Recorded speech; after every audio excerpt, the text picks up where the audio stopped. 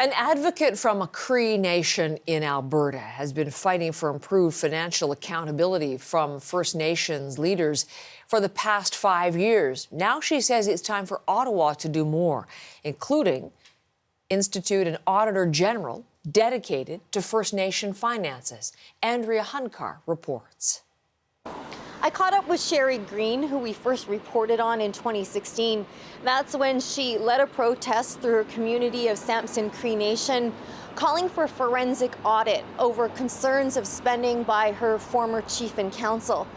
She says things have significantly improved since then, but the process opened her eyes to the extent of the problem right across Canada. She launched the First Nations Financial Accountability Movement, attracting nearly 7,000 members online. So we have a member that's been fighting for, to gain access to have, that financial information for 15 years. It's really difficult to see if they're violating their fiduciary duties. Green says legislation that requires First Nations to post audited financial statements online must be enforced. Ottawa stopped doing that in 2015, promising something better.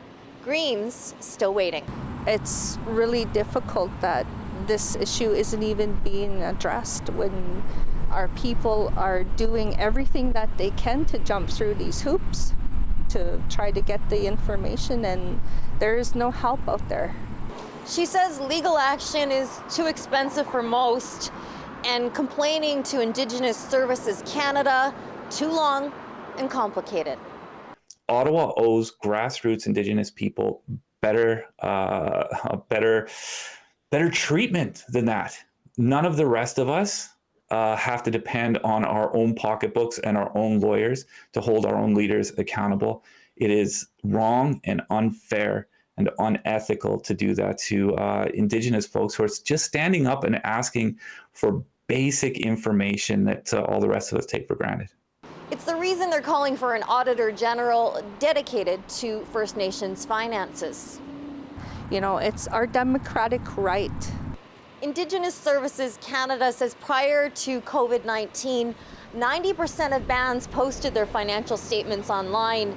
And for those without the capacity, there's funding and support available. It's working with the Assembly of First Nations on a new financial accountability framework and says an Auditor General is being considered. Andrea Hunkar, CBC News, Edmonton.